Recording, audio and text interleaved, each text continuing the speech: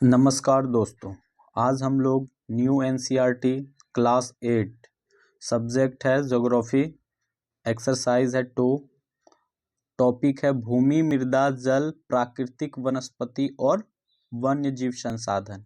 इसको आज हम लोग अच्छे से रीडिंग लगाएंगे और इम्पोर्टेंट लाइन को अंडरलाइन करते हुए नोट करते हुए चलेंगे। चलिए स्टार्ट करते हैं।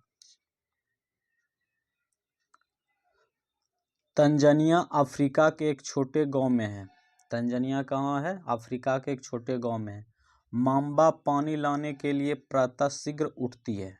माम्बा जो है पानी लाने के लिए शीघ्र उठती है। वह सुबह बहुत दूर जाना पड़ता है। उसे बहुत दूर जाना पड़ता है और वह कुछ घंटे के बाद लौटती है। इसके उपरांत वह घर के कार्यों में अपनी माँ का हाथ बटाती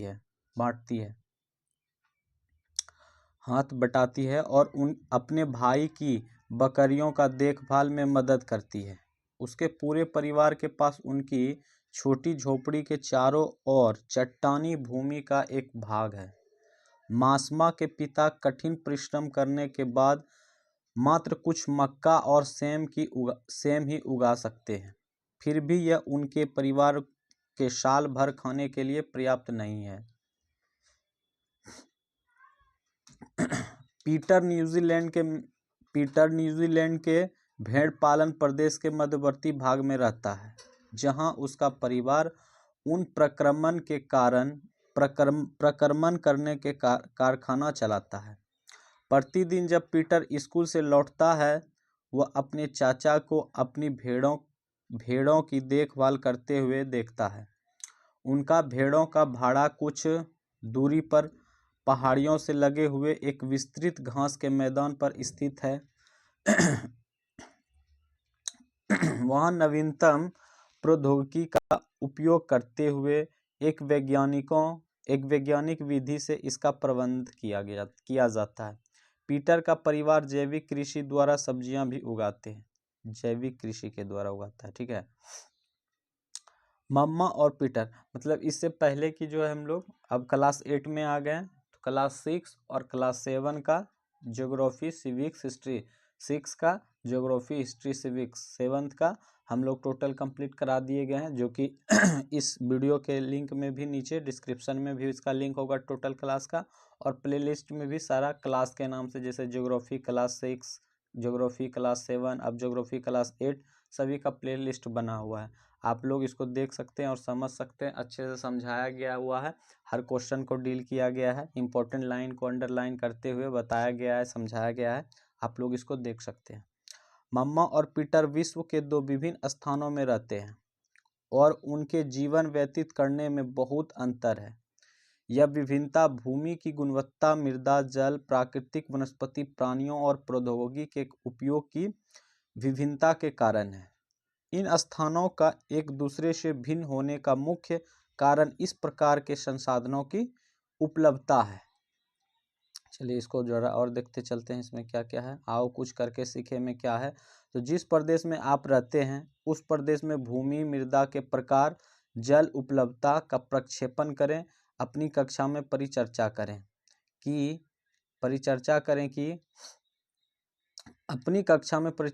कि किस प्रकार लोगों की जीवन शैली इनके द्वारा प्रभावित हुई है।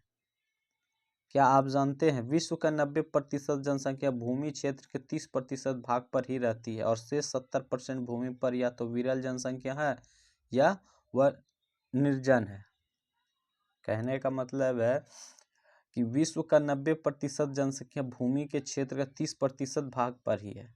मतलब भूमि जो हमारा है ना, पूरा पृथ्वी का, उसमें 30% में 90% जनसंख्या निवास करता है।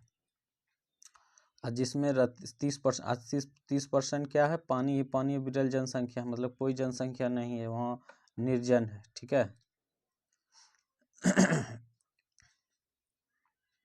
चलिए ऑस्ट्रेलिया का सॉल्जबर्ग है। क्या है ये? ऑस्ट्रेलिया का सॉल्जबर्ग है। ये क्या है, इसके बारे में हम लोग पढ़ते हैं अभी। इस चित्र में आप भूमि के कितने उपयोग पहचान सकते हैं? भूमि का क्या क्या उपयोग है पहचान सकते हैं। चलिए हम लोग पहले भूमि के बारे में देखते हैं। भूमि, लैंड। सभी महत्वपूर्ण प्राकृतिक संसाधनों में भूमि भी शामिल है। भूपृष्ठ के कुल क्षेत्रफल का लगभग 30% भाग भूमि है। यही नहीं, इस थोड़े से प्रतिशत के भी सभी भाग आवास योग्य नहीं है, आवास योग्य नहीं है। मुख्यतः भूमि और जलवायु के भिन्न भिन्न लक्षणों के कारण विश्व के विभिन्न भागों में जनसंख्या का वितरण असमान पाया जाता है। उबड़ खाबड़ स्थलाकृत पर्वतों के तीव्र ढाल, जलाक्रांत स्वाभाविक निम्न क्षेत्रों, मरुस्थल क्षेत्र एवं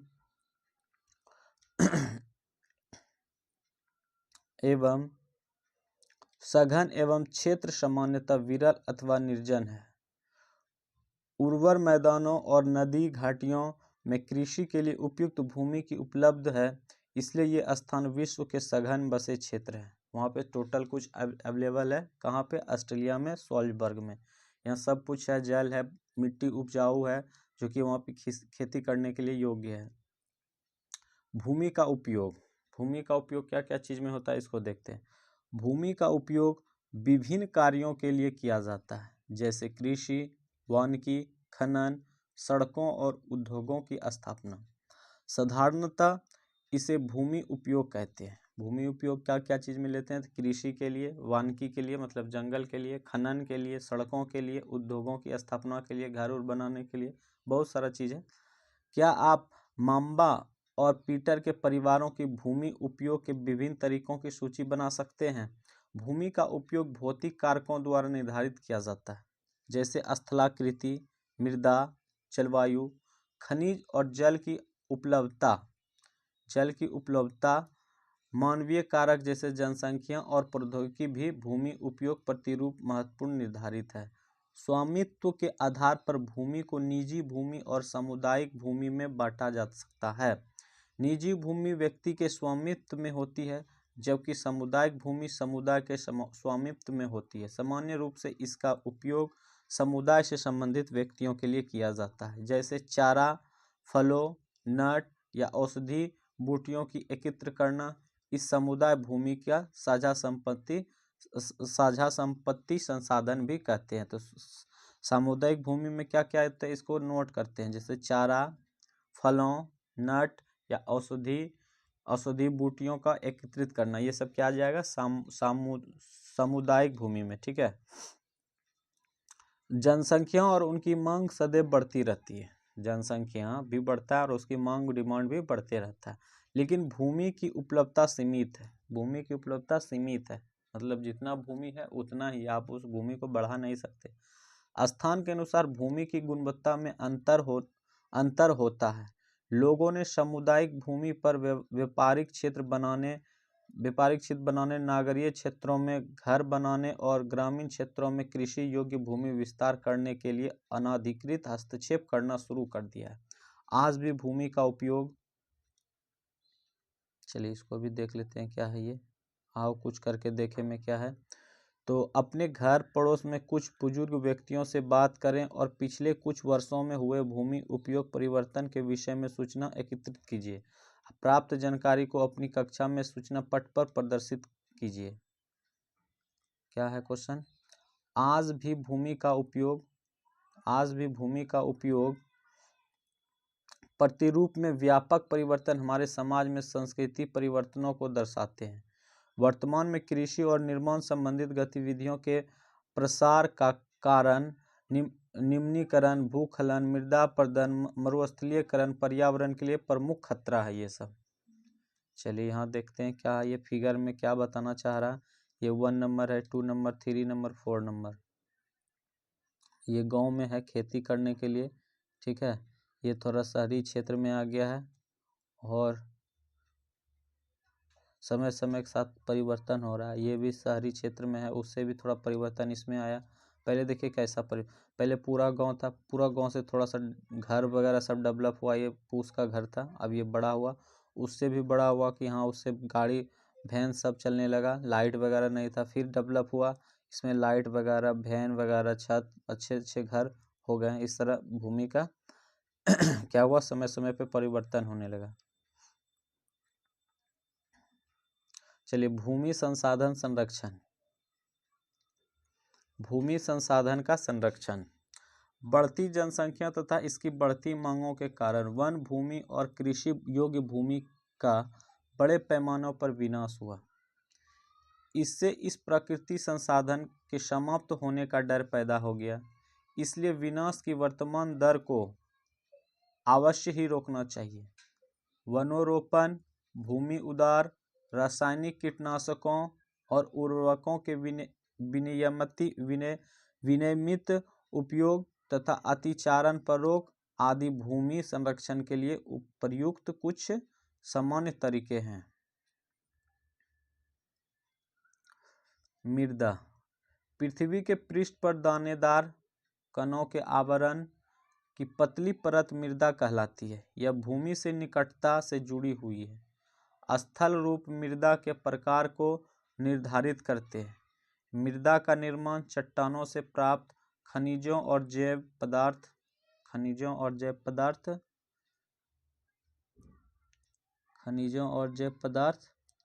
बस इतना है।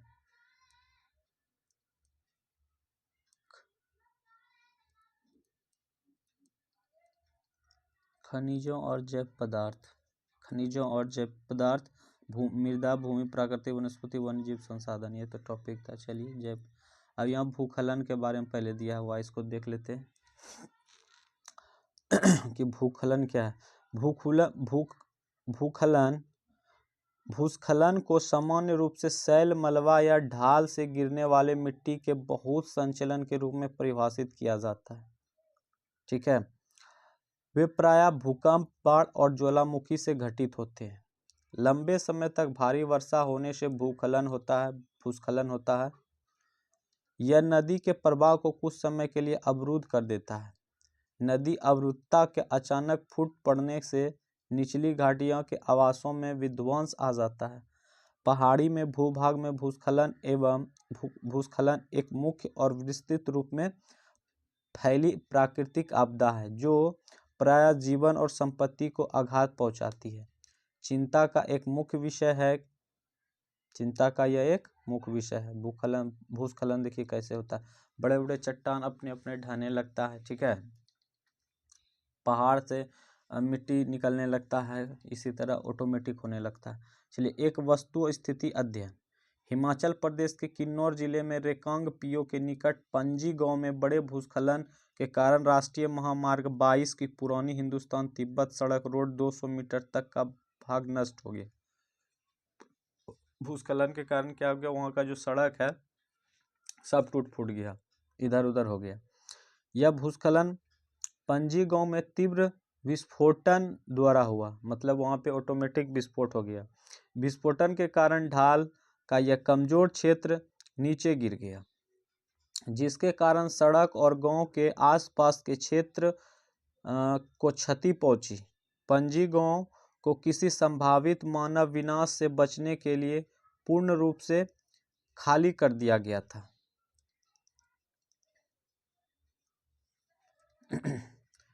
न्यूनीकरण क्रियाविधि।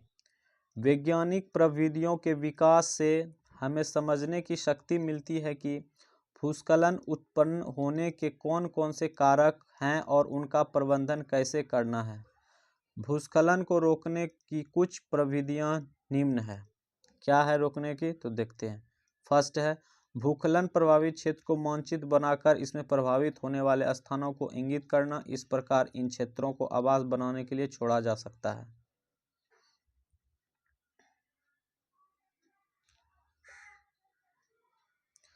दूसरा नंबर है, भूमि को खिसकने से बचने के लिए प्रतिधारी दीवार का निर्माण करें। ठीक है, जो कि भूमि का भूस्खलन नहीं, खिसके नहीं। भूस्खलन को रोकने के लिए सबसे प्रभावी तरीका वनस्पति आवरण में वृद्धि, मतलब पेड़ पौधा सब ये सब लगाएं। सतही अफवाह तथा झरनों प्रभाव के साथ साथ भूस्खलन की गतिशीलता को नियंत्रित करने के लिए पृष्ठीय अफवाह नियंत्रण उपाय कार्यान्वित किए गए हैं। देखिए कैसा होता है, प्रतिधारी दीवार कैसा होता है, इस टाइप का, जिससे भूमि का क्या होता है, हस्तांतरण नहीं होता। चलिए, कुछ शब्दावली है। अपक्षय क्या होता है, इसको देखते हैं। तापमान परिवर्तन तुषार क्रिया, पौधे, प्राणियों और मनुष्य के क्रियाकलाप द्वारा अनावर्तियों शैली का टूटना और क्षय होना। ठीक है। क्या आप जानते हैं केवल 1 सेंटीमीटर मृदा को बनाने में सैकड़ों वर्ष लग जाते हैं। केवल 1 सेंटीमीटर मृदा को बनाने में सैकड़ों वर्ष लग जाते हैं। 1 सेंटीमीटर मृदा मतलब 1 सेंटीमीटर मिट्टी बनाने में कितना समय लग जाता है? सैकड़ों वर्ष लग जाता है। ठीक है। इसको देखते हैं यहाँ पे क्या है चीज के लिए बारे में। मृदा परिच्छेदिका। मृदा परिच्छेदिका क्या होता है इसको देखते हैं हम लोग। ये क्या है? चित्र मृदा परिच्छेदिका। पहला क्या है? ये जनक चट्टान है। फिर अवक्षयी चट्टान पदार्थ, ये बालू, गाद, कले के साथ उपमुद। और यहाँ पे क्या हो गया? हम्यूस और वनस्पति के साथ ऊपरी मृदा। ठीक है। इस टाइप का होता है परिच्छेदिका। उसके बाद ये भूस्खलन से बचाना चाहता है इसको। ठीक है। क्या आप जानते हैं केवल 1 सेंटीमीटर मृदा बनाने में सैकड़ों वर्ष लगता है? ये इंपॉर्टेंट लाइन है। अगर पूछ दे कि 1 सेंटीमीटर मृदा को बनाने में कितना वर्ष लगता है तो लगभग सैकड़ों साल लग जाता है। चलिए इसको पढ़िए। तथा भूमि पर जाने वाले खनिजों से होता है। यह अपक्षय की प्रक्रिया के माध्यम से बनती है। खनिजों और जैव पदार्थों का सही मिश्रण मृदा को उपजाऊ बनाता है। अब चलिए देखिए मृदा कैसे उपजाऊ बनता है। ठीक है। इसको देखते हैं। मृदा कैसे उपजाऊ बनता है इसको देखते हैं। ये क्या है? इसके नीचे नहीं ना कुछ नहीं है। चलिए मृदा निर्माण को प्रभावित करने वाले कारक। मृदा को प्रभावित करने वाला कारक क्या है? ये मृदा है, मान लेते हैं मिट्टी। पहले देखिए क्या करते हैं। जैन सेल रंग, गठन, रासायनिक गुणधर्म, खनिज मात्रा, परम्परागतता का निर्धारण करती है। ठीक है। उच्चावच, तुंग अथवा ढाल मृदा का संचय निर्धारित करते हैं। ठीक है। वनस्पति जात, प्राणी जात और सूक्ष्म जीव ह्यूमरस निर्माण के दूर को प्रभावित करता है। जलवायु, तापमान, वर्षा, अपक्षय और ह्यूमरस निर्माण की दर को प्रभावित करते हैं। समय मृदा परिच्छेदिका और मोटाई को निश्चित करता है। सब कुछ मृदा के द्वारा ही होता है। ठीक है। अब क्या कह रहा है कि मृदा का निर्माण के कारक क्या है इसके? तो मृदा निर्माण के मुख्य कारण जनन, सेल का स्वरूप और जलवायविक कारक है। क्या है? मृदा निर्माण के कारण क्या है? मृदा निर्माण के मुख्य कारण क्या है? जनन, सेल का स्वरूप और जलवायविक कारक। मृदा निर्माण के अन्य कारक स्थलाकृति, जैव पदार्थ की भूमिका और मृदा निर्माण के संगठन में लगा समय अलग अलग स्थानों में ये भिन्न भिन्न है। मतलब मृदा का निर्माण जो है अलग अलग जगह पे अलग अलग टाइम लगता है। ठीक है। लेकिन निर्माण करने में ये सब इम्पोर्टेंट है। चलिए मृदा और निम्नीकरण संरक्षण के उपाय। मृदा का निम्नीकरण और संरक्षण के उपाय। मृदा अपरदन क्षीणता मृदा का संसाधन के लिए 2 मुख्य खतरे हैं। मानवीय और प्राकृतिक दोनों ही कारकों से मृदा का निम्नीकरण हो सकता है। मतलब ऑटोमेटिक हो सकता है और मानव द्वारा भी हो सकता है। मृदा का निम्नीकरण की सहायता कारक वनोन्मूलन, अतिचारण, रासायनिक उर्वरक और कीटनाशक अत्यधिक उपयोग, वर्षा दोहन, भूस्खलन और बाढ़ है। ठीक है। देखिए मानव द्वारा क्या है? रासायनिक उर्वरकों का प्रयोग करता है, कीटनाशकों का प्रयोग करता है। अधिक वर्षा होने से भूस्खलन और बाढ़ से भी होता है। मृदा संरक्षण की कुछ विधियां निम्न प्रकार है। मृदा संरक्षण की कुछ विधियां निम्न प्रकार से है। कौन कौन सा है? तो पहला है मल्च बनाना। मल्च बनाना मतलब क्या होता है?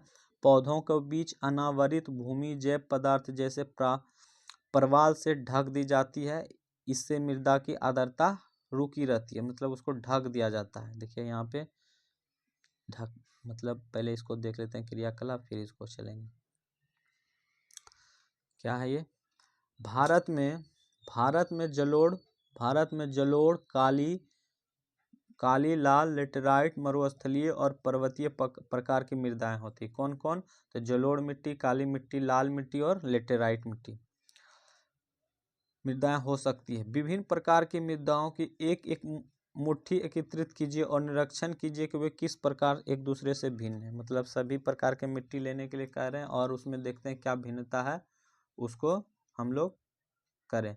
तो एक मल्च बनाना का बात हुआ, इसका क्या है, मृदा निम्नीकरण और संरक्षण के उपाय में क्या किए, मल्च बनाना। मल्च किसको कहते हैं, तो पौधों के बीच अनावरित भूमि जैव पदार्थ जैसे परवाल ढक दी जाती है। इसमें मृदा की आर्द्रता रुकी रहती है, उड़ती नहीं है, उसका क्षरण बचा हुआ रहता है। चलिए यहाँ पे देखिए क्या है, वेदिका फॉर्म। वेदिका फॉर्म ये है, और ये क्या है, समोच्च रेखीय जुताई। समोच्च रेखीय जुताई, वेदिका फॉर्म क्या है, इसको हम लोग देखते हैं। वेदिका फॉर्म चौड़े समतल सोपान अथवा वेदिका तीव्र ढाल पर बनाए जाते हैं ताकि सपाट तरफ फसल उगाने के लिए उपलब्ध हो जाए। इनमें पृष्ठीय प्रभाव और मृदा अपरदन कम होता है। मतलब वेदिका फॉर्म होता है ना, बहुत बड़े ऊंचा ढाल पे होता है, उसको क्या करते हैं, चौड़े कर देते हैं। समतल सोपान अथवा वेदिका तीव्र ढालों पर बनाए जाते हैं, मतलब जहाँ सबसे ज़्यादा ढाल हो, ताकि सपाट तरह से फसल उगाने के लिए उपलब्ध हो। और इसकी पृष्ठ हम लोग चित्र देखबे कि इसके पृष्ठ प्रभाव और मृदा अपरदन कम हो।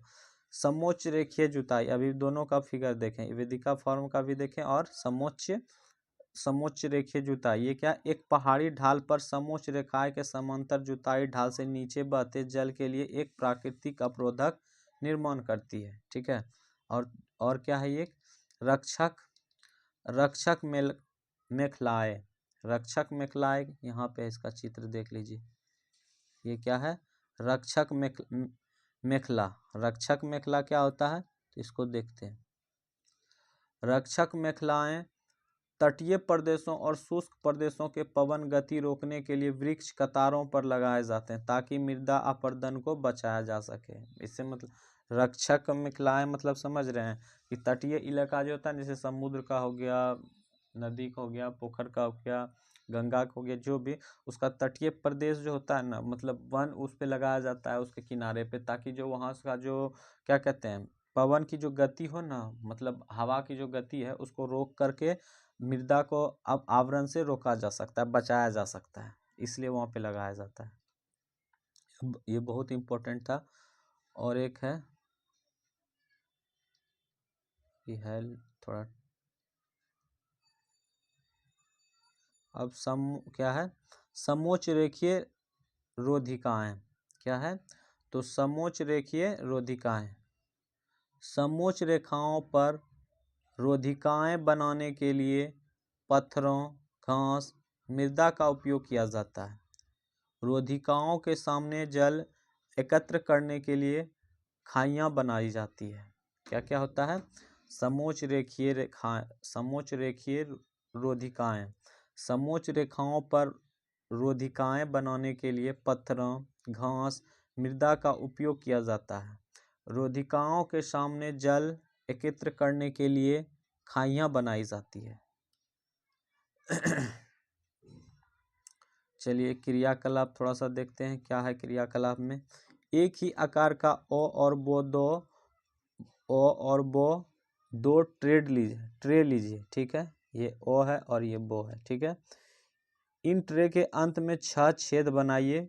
इन्हें बराबर मात्रा में मृदा से भरिए, मतलब मिट्टी से भरिए, और ट्रे की मृदा को खाली छोड़ दीजिए, जबकि बो ट्रे में गेहूं अथवा चावल के दाने लगाइए।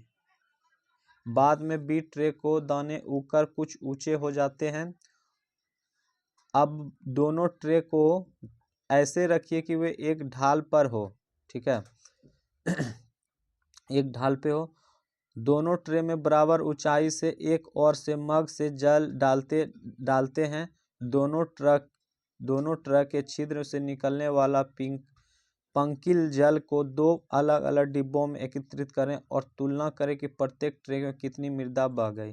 जो खाली होगा उसमें ज़्यादा बह गया होगा, क्योंकि उसको पकड़ने के लिए कोई नहीं था। इसमें तो गेहूं और चावल जो भी लगाए थे तो वो उसको पकड़ के रखे हुए थे।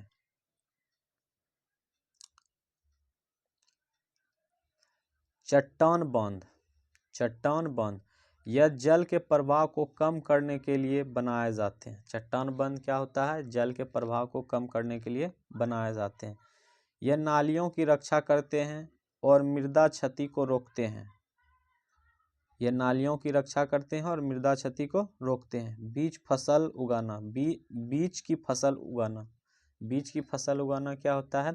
वर्षा दोहन से मृदा की सुरक्षित रखने के लिए अलग अलग समय पर भिन्न भिन्न फसलों को एकांतर कतारों में उगाई जाती है, तो बीज की फसल उगाना कहते हैं उसको। चलिए इधर क्या है,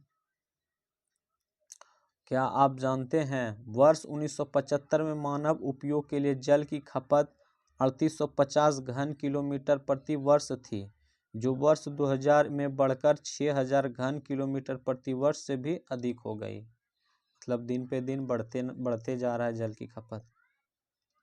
और एक है, एक टपकता नल एक वर्ष में 1200 लीटर जल व्यर्थ करता है। मतलब एक जो नल है, नल से अगर पानी टपकता है तो वो एक वर्ष में, मतलब एक साल में 1200 लीटर जल व्यर्थ मतलब बर्बाद होता है। चलिए अब जल के बारे में पढ़ते हैं। वाटर, जल एक महत्वपूर्ण नवीकरणीय प्राकृतिक संसाधन है। क्या है ये? नवीकरणीय है, ठीक है। इसको हम लोग बार बार यूज में ला सकते हैं। भूपृष्ठ का 3/4 भाग जल से ढका है। 3/4 भाग जल ही जल है, इसलिए इसे जलग्रह कहना उपयुक्त है। लगभग 3.5 अरब वर्ष पहले जीवन आदि महासागरों में ही प्रारंभ हुआ था। कहाँ हुआ था पहले? तो महासागर में ही हुआ था। यद्यपि आज भी महासागर पृथ्वी की सतह के 2/3 भाग को ढके हुए हैं। महासागर कितने ढके हैं? तो 2/3 भाग को।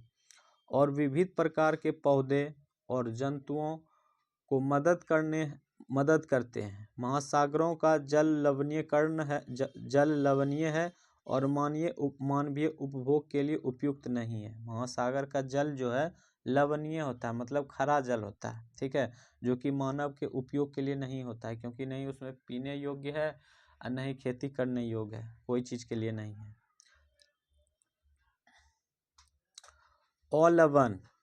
अलवण जल केवल 2.7% ही है।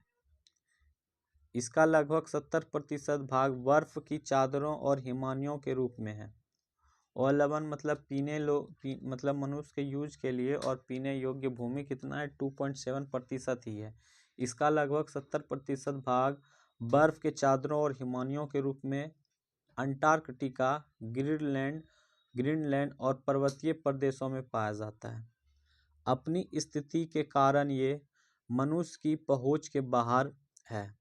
केवल 1% अलवण जल उपलब्ध है। कितना है? तो 1% जल ही अलवण है और वह मानव उपभोग के लिए उपयुक्त है। या भौम जल नदियों और झीलों को पृष्ठीय जल के रूप में अथवा वायुमंडल में जलवाष्प के रूप में पाया जाता है।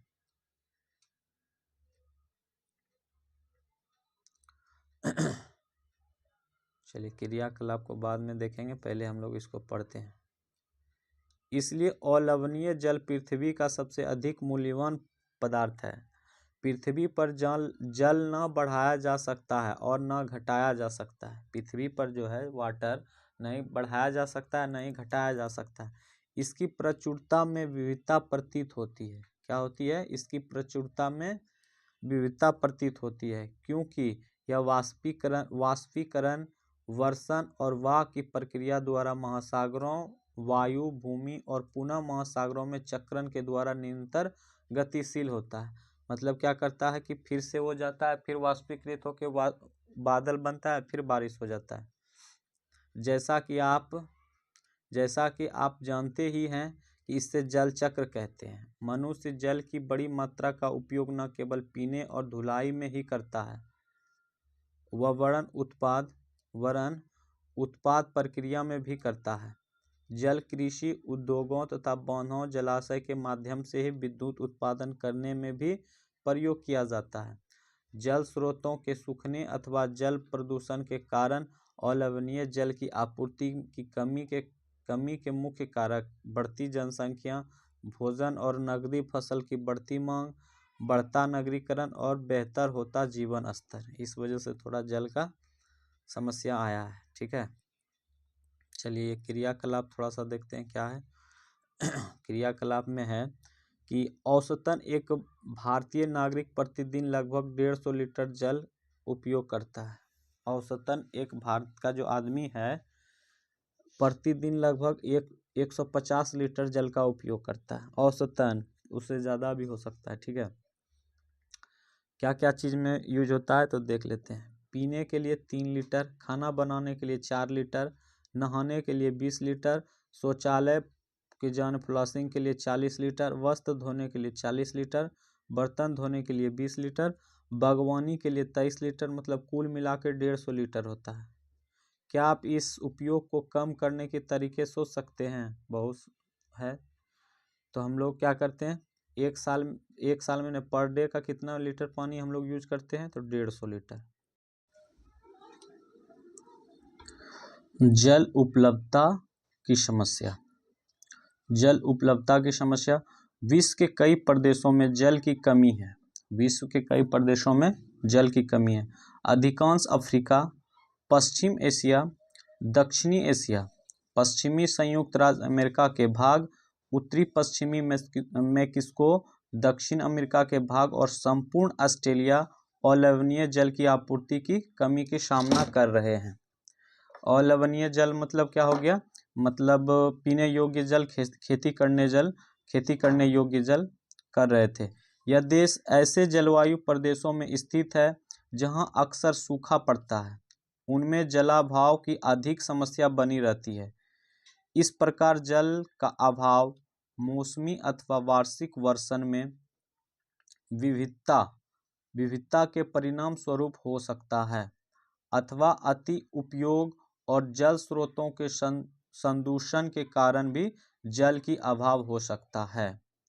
चलिए ये क्या, यहाँ पे क्या है इसको भी देख लेते हैं। क्या आप जानते हैं, क्या आपने जल बाजार के बारे में सुना है? सौराष्ट्र प्रदेश में 1.25 लाख मतलब 125 लाख जनसंख्या वाला अमरेली शहर के पास तालुकों से पानी खरीदने के लिए पूर्णतः निर्भर है। कितना, तो 1.25 मतलब 1,25,000 मतलब 1,25,000 मतलब 1.25 लाख जो है क्या है वो चीज़ पानी खरीदने पर निर्भर है। और ये क्या है, चित्र 2.8, यमुना नदी वाहित मल, औद्योगिक बहिर्वाह एवं कचरे के कारण प्रदूषित हो रही है। यमुना नदी जो है ना, बहुत वहाँ के क्या होता है, बड़ा बड़ा फैक्ट्री से गंदी पानी आने के कारण, मल वगैरह सब जाने के कारण वहाँ क्या हो गया है, और कचरे सब जाने के कारण यमुना नदी में क्या हो गया है, प्रदूषित हो रहा है, बहुत गंदा हो रहा है। जल संसाधनों का संरक्षण। अब जल संसाधनों का संरक्षण कैसे करेंगे हम लोग, उसको चलिए हम लोग पढ़ते हैं। आज के विश्व में शुद्ध तथा पर्याप्त जल स्रोतों तक पहुंचाना एक बड़ी समस्या बन गई है। कहने का मतलब है कि आज जो पूरा विश्व है, पूरा भारत मिला के टोटल कंट्रीज में शुद्ध और पर्याप्त जल मतलब जितने हर इंसान को चाहिए और शुद्ध चाहिए वो पहुंच नहीं पा रहा है, वो बहुत बड़ी समस्या बन गई है। इस क्षीण होते संसाधन के संरक्षण के लिए कदम उठाने चाहिए। यद्यपि जल एक नवीकरणीय संसाधन है, तथापि इसका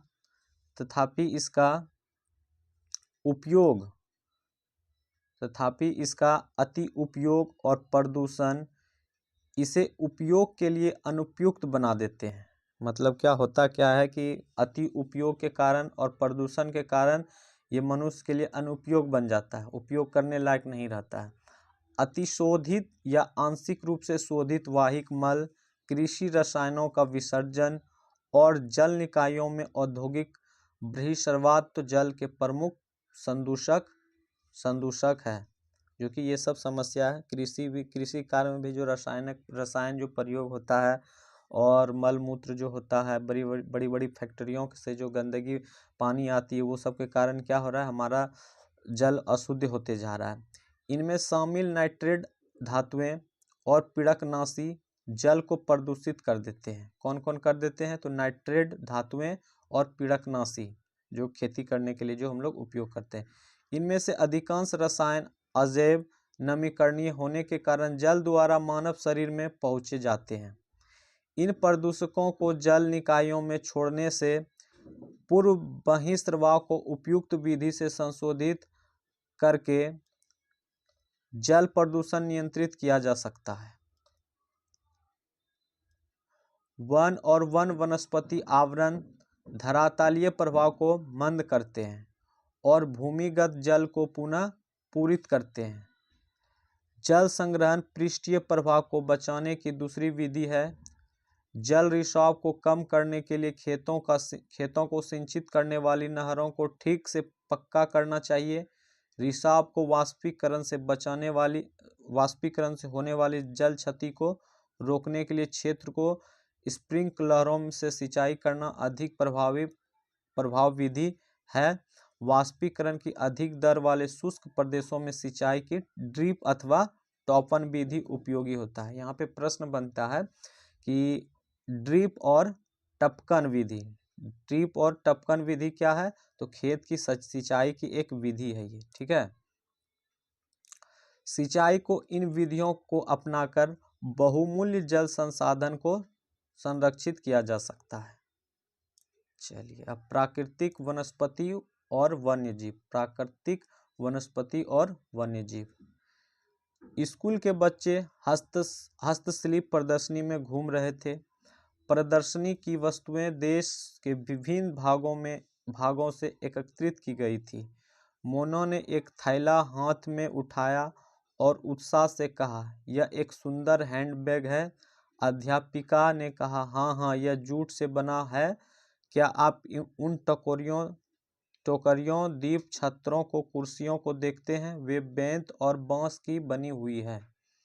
भारत के पूर्वी और उत्तरी पूर्वी आर्द्र प्रदेशों में बांस प्रचुर मात्रा में पैदा किया जाता है। तो यहाँ पे भी बनता है कि भारत में बांस किस क्षेत्र में ज़्यादा प्रोडक्शन होता है। तो ये हो जाएगा भारत के पूर्वी और उत्तरी पूर्वी आंध्र प्रदेशों में बांस की प्रचुरता अधिक मात्रा में पैदा होता है। जैसी रेशमी स्कार्फ देखकर उत्साहित थी। यह खूबसूरत स्कार्फ देखो। अध्यापिका ने स्पष्ट किया कि रेशम कीटों से प्राप्त किया जाता है, जो शहतूत के पेड़ों पर पाले जाते हैं। बच्चे समझ गए हैं कि पौधों में हमें अनेक विभिन्नता उत्पाद प्रदान करते हैं, जिनका उपयोग हम अपने दैनिक जीवन में करते हैं।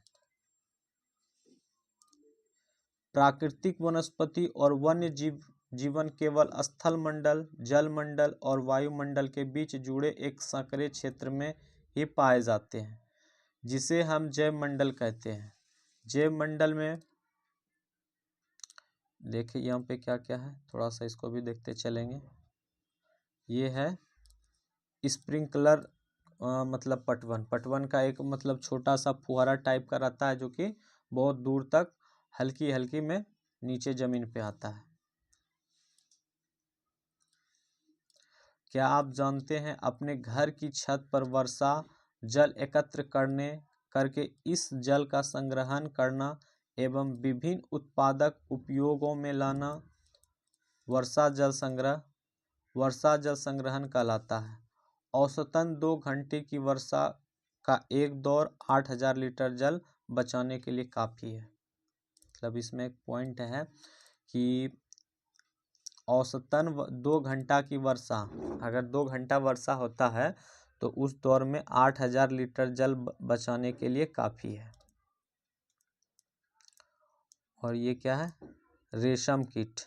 यह है रेशम कीट, जिससे रेशम का धागा बनता है। रेशम से वो जो क्या कहते हैं, इसका रेशा जो निकलता है वो कीट है, रेशम कीट है। चलिए, सभी जातियां जीवित रहने के लिए एक दूसरे से परस्पर संबंधित और निर्भर रहती है। सभी जीवित जातियां जीवित रहने के लिए एक दूसरे से परस्पर संबंधित और निर्भर रहते हैं, मतलब एक दूसरे से जुड़े हुए रहते हैं। इस जीवन आधारित तंत्र को परितंत्र कहते हैं।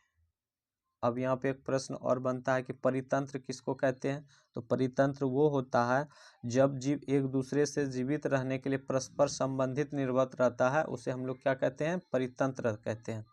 वनस्पति और वन्य जीव बहुमूल्य संसाधन है। पौधे हमें इमारती लकड़ी देते हैं। पौधा जो है ना हमें क्या देते हैं?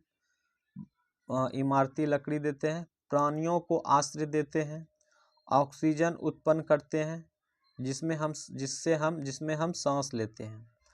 फसलों को उगाने के लिए आवश्यक मृदा की सुरक्षा करते हैं। रक्षक मेखला के रूप में कार्य करते हैं। भूमिगत जल के संग्रह में सहायक करते हैं। और फल, लेटेक्स, तारपीन का तेल, गोंद, औषधि पौधे और कागज प्रदान करते हैं जो आपके अध्ययन के लिए अत्यधिक आवश्यक है। पौधों की असंख्यक उपयोग है, उनमें आप कुछ और जोड़ सकते हैं। वन्य जीव के अंतर्गत जंतु, पक्षी, कीट एवं जलीय जीव रूप में आते हैं। उनमें हमें दूध, मांस, खाल और ऊन प्राप्त होती है। कीट जैसे मधुमक्खी हमें शहद देती है, फूलों के परागण में मदद करती है और परितंत्र में अवघटक के रूप में एक महत्वपूर्ण भूमिका निभाती है। चिड़िया अपने भोजन के लिए कीटों पर निर्भर है, मतलब चिड़िया भी जो है क्या है? कीटों पर निर्भर है और अवघटकों के रूप में कार्य करती है। गिद्ध मृत जीव जंतुओं को खाने के कारण एक अपमार्जक है और पर्यावरण का एक महत्वपूर्ण शोधक समझा जाता है। मतलब जितने भी जीव जंतु मरते हैं वो क्या करते हैं? गिद्ध उसको खा पी के साफ सुथरा कर देते हैं, तो वो क्या करते हैं? पर्यावरण का एक महत्वपूर्ण शोधक के रूप में समझा जाता है उसको। इसलिए प्राणी चाहे बड़े हो अथवा छोटे, सभी परितंत्र का संतुलन बनाए रखने के लिए अनिवार्य है। मतलब जितने भी प्राणी हैं सभी का कुछ न कुछ सहयोग है पृथ्वी पे, ठीक है। अब इसको देखते हुए चलते हैं। पहले देखते हैं 2.11 क्या चीज का है। ये ब्रहा कमल एक औषधि बूटी है, मतलब औषधि इससे तैयार किया जाता है, दवाई बनता है, ठीक है। और ये क्या है? किलकिला एक किंगफिशर एक पक्षी है। क्या है? किंगकिला एक पक्षी है ये। और ये क्या है? घास स्थल एवं वन। ये घास स्थल है एवं वन इधर हो गया, घास स्थल ये हो गया। और यहाँ पे क्या आप जानते हैं? इसको भी देख लेते हैं। भारतीय उपमहाद्वीप में जिन पशुओं का उपचार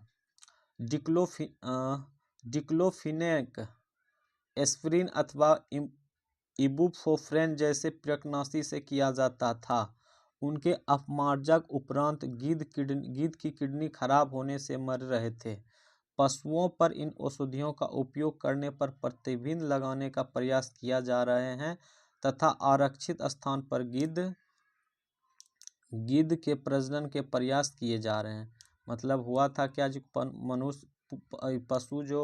पशु का जब ये क्या कहते हैं उसका तबीयत खराब हो जाता था तो उस समय पशु का उपचार के लिए एक मेडिसिन दिया जाता था। कौन? तो डिक्लोफेनिक और एस्पिरिन। और एक था कौन? इब्रुप्रोफेन। ये दोनों दवाई जो है ना ये दोनों दवाई जाने के बाद अगर वो पशु का मृत्यु हो जाता है तो वो पशु को बाहर फेंक दिया जाता था। तो वो बाहर फेंक देने के बाद गिद्ध का काम क्या होता था? इसको खा पी के साफ सुथरा कंप्लीट करना। तो ये दोनों दवाई के कारण, मेडिसिन के कारण उसके किडनी में क्या हो गया? इन्फेक्शन होता था, उसको किडनी खराब होता था। किसका? तो गिद्ध का। तो फिर क्या किया? औषधि में इसका उपयोग, बहुत सारे गिद्ध मर भी गए और फिर औषधि में इसका मतलब एनिमल पर ट्रीटमेंट के लिए मेडिसिन को बंद कर दिया। और जहाँ पे बहुत सारा गिद्ध था पहले, तो अब बहुत लगभग ख़त्म ही हो गया, लेकिन अब गिद्ध आरक्षित स्थान बनाया गया है, वहाँ पे प्रजनन का प्रयास कर रहा है कि गिद्ध और मात्रा में हो जाए। चलिए अब हम लोग क्या पढ़ेंगे यहाँ पे? प्राकृतिक वनस्पति का वितरण। प्राकृतिक वनस्पति का वितरण। वनस्पति की वृद्धि मुख्य रूप से तापमान और आर्द्रता पर निर्भर करती है। वनस्पति की वृद्धि मुख्य रूप से तापमान और आर्द्रता पर निर्भर करती है। विश्व की वनस्पति के मुख्य प्रकारों को 4 वर्गों में रखा जा सकता है। जैव, जैसे में वन, घास, स्थल, गुल्म और टुंडा। वनस्पति के मुख्य प्रकार 4 वर्गों में रखा जा सकता है। 4 में क्या क्या है? वन, घास, स्थल, गुल्म और टुंडा। चलिए,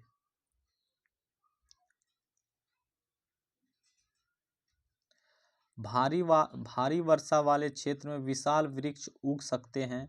इस प्रकार वन प्रचुर जल आपूर्ति वाले क्षेत्रों में ही पाए जाते हैं। जैसे जैसे आर्द्रता कम होती है, वैसे वैसे वृक्षों का आकार, उनकी सघनता कम होती जाती है। सामान्यतः वर्षा वाले क्षेत्रों में छोटे आकार वाले वृक्ष और घास उगती है, जिससे विश्व के घास स्थलों का निर्माण होता है। कम वर्षा वाले शुष्क प्रदेशों में कटीली झाड़ियां एवं गुल्म उगते हैं। इस प्रकार के क्षेत्रों में पौधों की जड़ें गहरी होती है, वाष्पोत्सर्जन होने वाली आर्द्रता की हानि को घटाने के लिए। इन पेड़ों की पत्तियां कांटेदार और मोमी तरह वाली होती है। शीत ध्रुवीय प्रदेशों की टुंड्रा वनस्पति में मांस और लाइकन सम्मिलित है। पिछली 2 शताब्दियों में विश्व में जितने लोग थे, इस समय उनसे कहीं अधिक लोग हैं। बढ़ती जनसंख्या के पोषण के लिए, फसलों को उगाने के लिए वनों की विशाल क्षेत्रों से वृक्ष काट दिए गए हैं। विश्व भर में वनों का आवरण तेजी से समाप्त हो रहा है। इस बहुमूल्य संसाधन के संरक्षण की तुरंत आवश्यकता है। चलिए, इसको पहले देख लेते हैं क्या है ये वन में अजगर, मतलब जंगल में क्या था? अजगर। क्या ये स्नेक है, सांप है? चलिए, क्या है? स्कूल में छात्रों द्वारा वनों में बनाया गया कॉलेज। ठीक है, जंगल में बनाया गया कॉलेज है, वन में।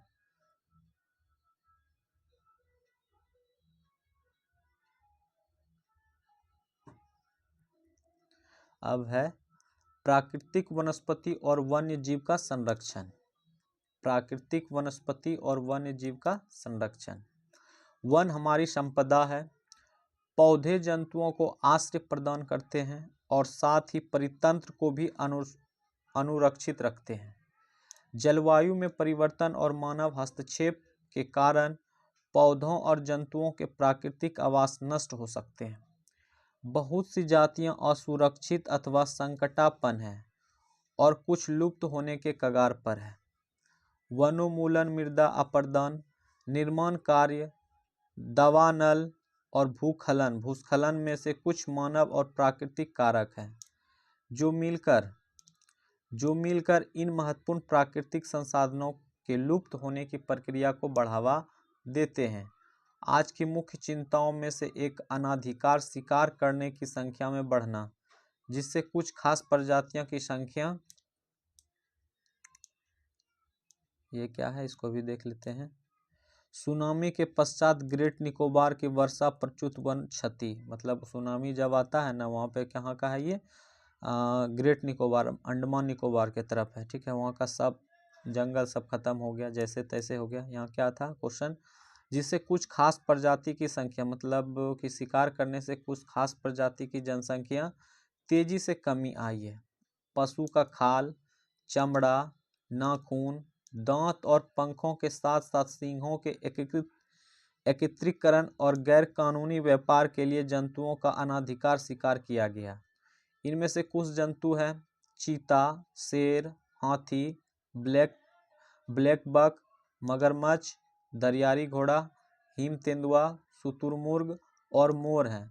इनका संरक्षण जागरूकता बढ़ाकर किया जा सकता है, मतलब ये सबको बचाना चाहिए। उस समय व्यापार के लिए गैर अधिकृत के तौर से इसका हर चीज़ पार्ट बेचने के लिए ये सभी का ये लास्ट बचा हुआ है, ख़त्म, मतलब ये सब प्रजाति लास्ट ही है, विलुप्त के कगार पर ही है, इसलिए इसको संरक्षण की जरूरत है। राष्ट्रीय उद्यान, वन्य जीव अभ्यारण्य, जैव मंडल निश्चय हमारी प्राकृतिक वनस्पति और वन्य जीव की सुरक्षित रखने के लिए बनाए जाते हैं।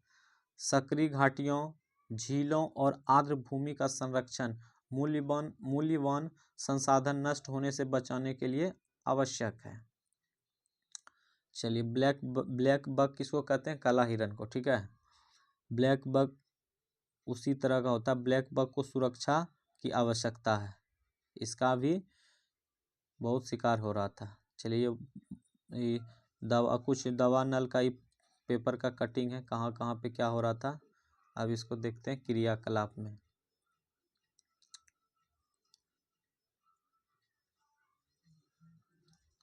क्रियाकलाप, समाचारों को पढ़िए और ज्ञात कीजिए कि यह अग्नि कैसे प्रारंभ हुई है, मतलब आग कैसे प्रारंभ हुआ, क्या इसे इसे बचा जा सकता है, अधिक अधिक जानिए। दवा नल प्राणी जात और वनस्पति जात के संपूर्ण क्षेत्र के लिए खतरा है। दवा नल मुख्य रूप से 3 कारणों से घटित होता है। फर्स्ट कारण है तड़ित झंझा के कारण प्राकृतिक अग्नि का लगना, और सेकंड है लोगों की लापरवाही के कारण घास फूस में जनित ऊष्मा के कारण अग्नि का लगना। 3 नंबर है स्थानिक लोगों, उद्यमी और शरारती लोगों द्वारा किसी उद्देश्य से अग्नि लगाना। नियंत्रण के कुछ उपाय। फर्स्ट है शिक्षण द्वारा अग्नि लगने से रोकना। परीक्षण बिंदुओं, निपुण भूमि चौकसी तथा संचार जाल के समन्वित जाल द्वारा अग्नि लगने के शीघ्र पता लगाना।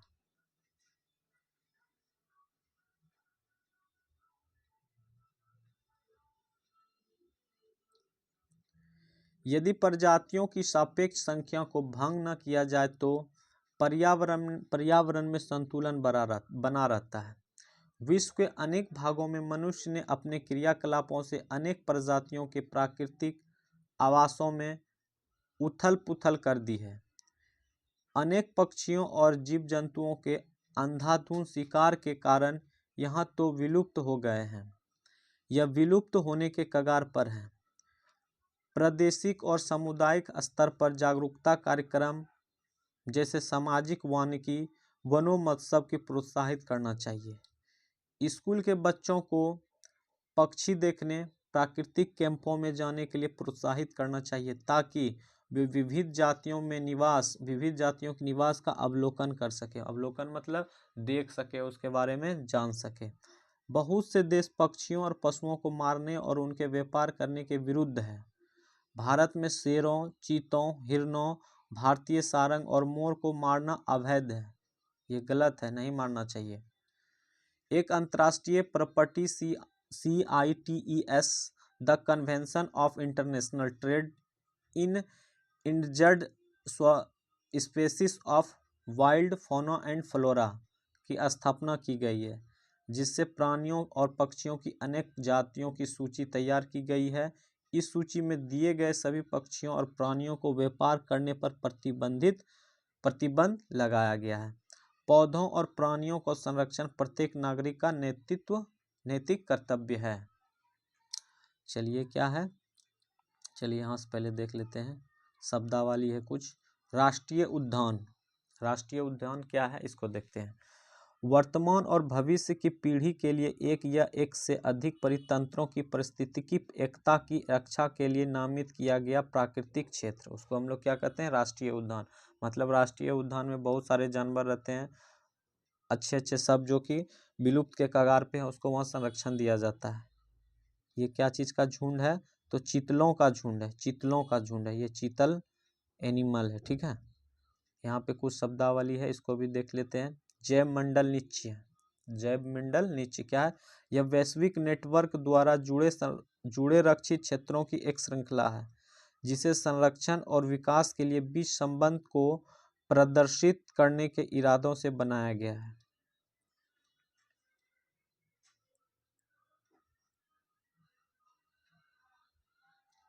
ये क्या है, यहाँ पे काजीरंगा उद्यान में हाथियों का झुंड। काजीरंगा कहाँ पे है, ये असम में है, ठीक है। ये राष्ट्रीय उद्यान कहाँ है, असम में। यहाँ क्या है, काजीरंगा में क्या, हाथियों का झुंड, यहाँ हाथी का संरक्षण दिया गया है। चलिए अब ये लास्ट है। क्या आप जानते हैं CITES क्या है, CITES इसका फुल फॉर्म होता है the convention of international trade in injured species of wild fauna and flora. सरकारों के बीच एक अंतर्राष्ट्रीय समझौता है।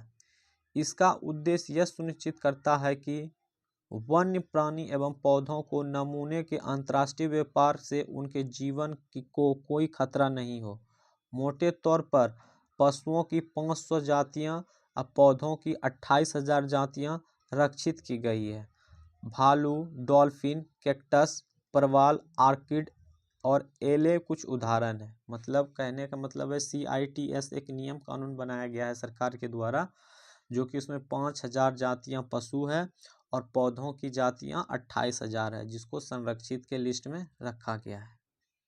चलिए ये टॉपिक हो गया कंप्लीट। अब कुछ प्रश्न देख लेते हैं, लॉन्ग नहीं शॉर्ट को देखते हुए चलेंगे, लॉन्ग को बाद में कंप्लीट करेंगे। 2 नंबर प्रश्न, सही उत्तर को चिन्हित कीजिए। सही उत्तर को चिन्हित कीजिए। कौन नंबर? 1 नंबर प्रश्न है, ये प्रश्न है 1 नंबर। क्या कह रहे हैं?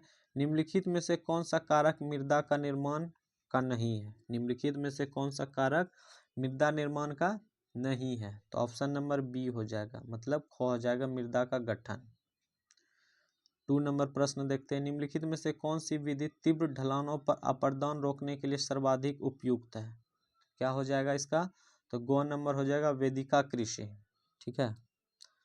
3 नंबर प्रश्न है, निम्नलिखित में से कौन सा प्राकृतिक संरक्षण के अनुकूल नहीं है? प्राकृतिक अनुकूल नहीं है, तो ऑप्शन नंबर गो हो जाएगा। खरीदारी के बाद पॉल्पी पैक को नष्ट कर देना चाहिए, ये नहीं है, प्राकृतिक संरक्षण के अनुकूल नहीं है। खरीदारी के बाद पॉली पैक को नष्ट कर देना, ये नहीं है। चलिए अब 3 नंबर प्रश्न है, निम्नलिखित को मिलान कीजिए, मतलब मिलान करना है। कौन नंबर कह रहा है भूमि का उपयोग? भूमि का उपयोग किस लिए किया जाता है? तो भूमि का उपयोग किया जाता है भूमि का उत्पादनकारी उपयोग के लिए। ह्यूमरस क्या है? तो ये क्या चीज़ के लिए किया जाता है? तो ये किया जाता है ऊपरी मृदा को निक्षेपित जैव पदार्थ है। ह्यूमरस क्या है? ऊपरी मृदा की पर निक्षेपित जैव पदार्थ है। चट्टान बांध, चट्टान बांध क्या है? तो चट्टान बांध है मृदा अपरदन को रोकना। चट्टान बांध क्या करता है? मृदा अपरदन जो होता है उसको रोकता है।